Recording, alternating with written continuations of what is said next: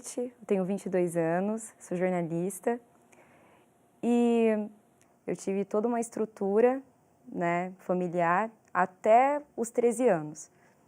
A partir dos 13, a estrutura familiar que eu tinha como exemplo, que eu tinha como base, começou a ser abalada. Os meus pais começaram a brigar, começaram a se desentender. Eu tendo, né, mais consciência do que estava acontecendo em casa, nesse meio tempo, né, dos 13 aos 16, eu via ele como ele tratava minha mãe, então eu fui desenvolvendo uma mágoa, um ódio por ele. Teve uma época que eu quis matar meu pai, eu queria ele morto, de tanto ódio que eu tinha dele, porque eu via ele maltratando a pessoa que eu mais amava.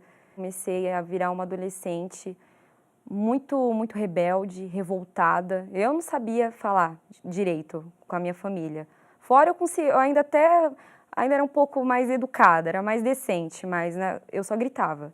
Era violenta, grossa, eu só chorava. Na rua, se você me encontrasse sozinha, eu ia estar chorando. No meu quarto, chorando.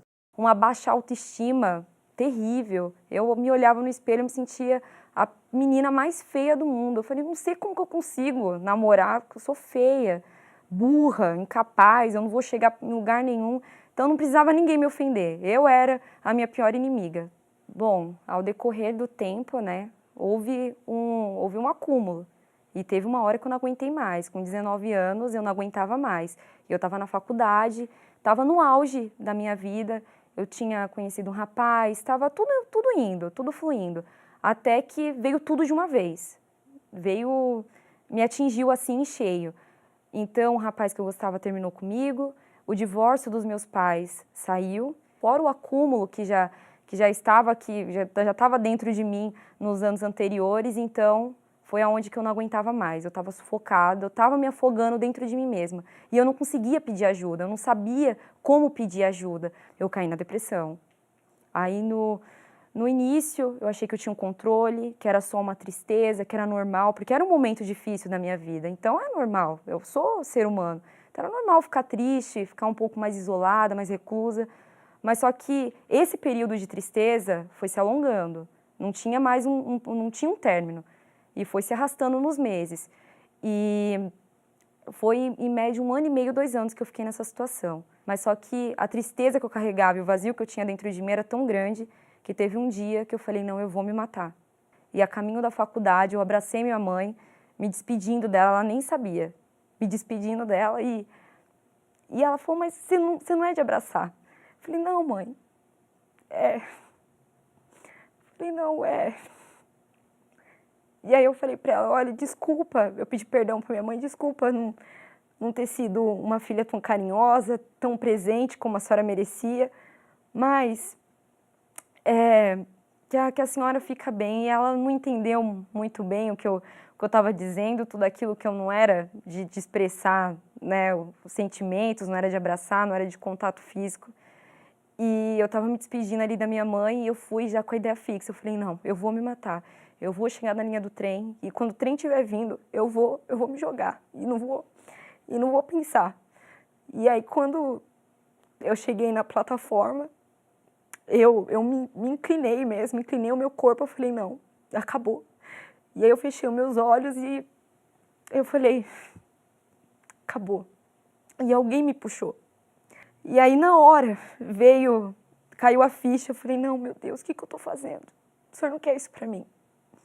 Não, veio uma voz, né, na minha cabeça, você tem solução, você tem jeito, o seu caso não está perdido, ainda tem jeito para você.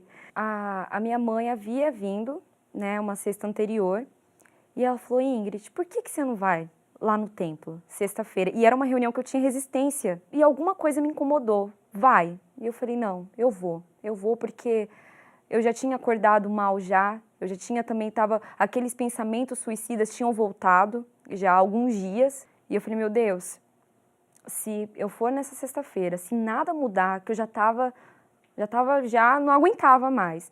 Se nada mudar, eu vou arrumar algum jeito e vou me matar, vou tirar minha vida. E eu vi ao tempo, deu tudo errado. tudo errado para eu vir, tudo errado. Saí de casa meia hora atrasado, o trem atrasou, o transporte atrasou, um que chamava, um que parava na rua, deu tudo errado para eu vir. Eu cheguei até 10 minutos atrasada. E eu cheguei justamente no momento da oração da libertação, que o bispo pede para vir à frente, no altar. E eu já fui chorando, já fui com lágrimas nos olhos, porque eu sabia, eu tinha consciência que tinha algo agindo dentro de mim, tinha uma força ruim agindo na minha vida. E nos pais, o que você fez? Divórcio, Separou. destruição, sim. É? E na vida? Destruição. Qual? Em tudo. Destruir a vida dela pela vida amorosa. Vida amorosa. Os pais se separaram e ela também é infeliz no amor. Você perdeu essa alma aqui agora. Em nome de Jesus, todos vocês para o inferno. Depois que eu recebi a oração e fui liberta de fato, eu estava leve. Pela primeira vez eu consegui ver as coisas claramente. Não, eu sei o que eu quero fazer agora. No entanto, que a minha primeira atitude após a oração, após a minha libertação, foi me batizar nas águas. E eu desci as águas com o peso de um concreto, mas quando eu levantei, estava mais leve que uma pena, eu saí flutuando. E após esse dia, eu perdoei o meu pai, né, por tudo que ele já tinha feito, eu tinha perdoado, então meu coração ficou leve. E para me ajudar em tudo isso, em seguida, veio o jejum de Daniel. E ali eu vi a oportunidade, se eu já tinha visto, né, na libertação, a oportunidade de uma mudança de vida, no jejum de Daniel eu vi uma proposta de transformação de vida. E eu queria isso para mim, eu falei, meu Deus, não. Esse jejum de Daniel, alguma coisa tem que acontecer, eu não aceito que ele termine sem o teu espírito.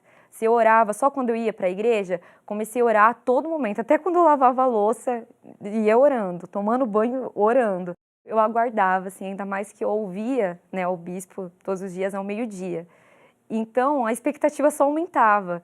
E o meu coração entristecia porque o jejum ia acabar. Por mim, eu vou ser sincera, eu não queria que o jejum de Daniel acabasse nunca. E no último domingo, né, no dia 26, para mim era uma expectativa enorme. Eu me preparei como se fosse para o meu casamento mesmo. Eu preparei a minha roupa, a minha oferta, convidei testemunhas, porque no casamento, né, a gente precisa de testemunhas. Eu falei, não, vai acontecer. Apesar de ter me libertado aqui no templo, no último domingo agora, dia 26, né, no último dia do jejum de Daniel, eu fui buscar o Espírito Santo, me preparei com a minha testemunha, com a minha oferta, me derramei na minha igreja mesmo, uma igreja de bairro, simples comparado ao templo, a grandiosidade do templo, mas ali eu sabia que eu ia encontrar o que eu busquei nesses 21 dias. Então eu me preparei, eu entrei, até que veio, né, um momento que o bispo entrou, né, por transmissão do Monte Hermon, e o pastor havia pedido para ir lá na frente do altar. Eu falei, meu Deus, é agora. Eu fui tomada por uma certeza que eu iria conhecê-lo, que não tinha dúvida, era uma certeza tão absoluta que não tinha espaço para dúvida.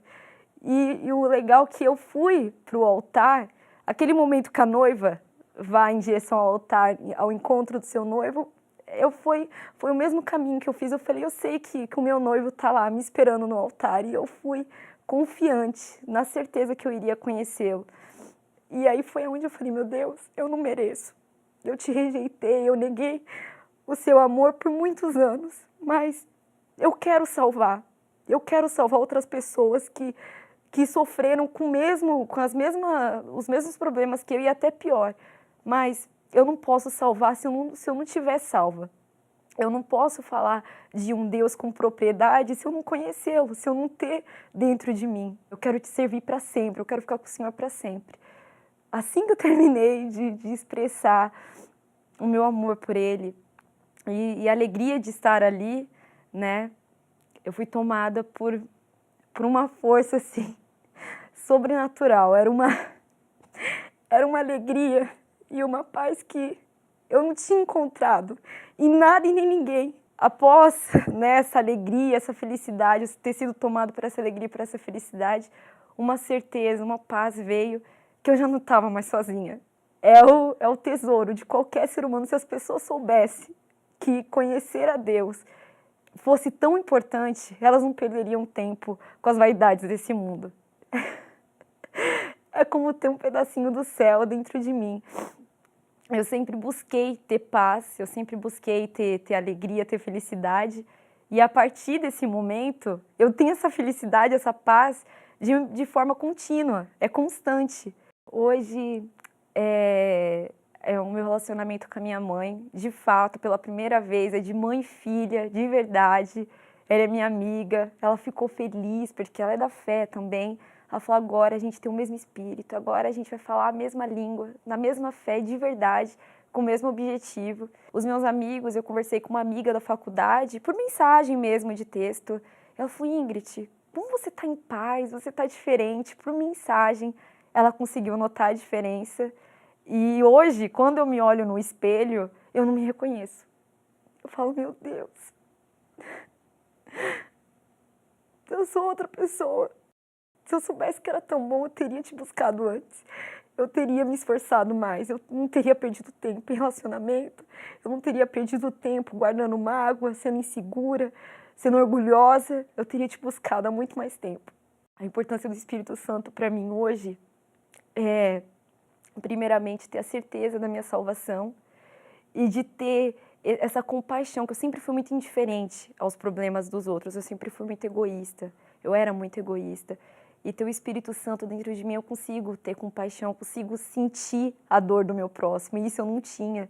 Então, se eu vejo alguém sofrendo, eu consigo sentir a dor daquela pessoa, né? Tentar ajudá-la. E o meu objetivo agora é contagiar todos com essa alegria, com essa paz. Então, alcançar o maior número de pessoas possíveis e levar esse espírito para todos.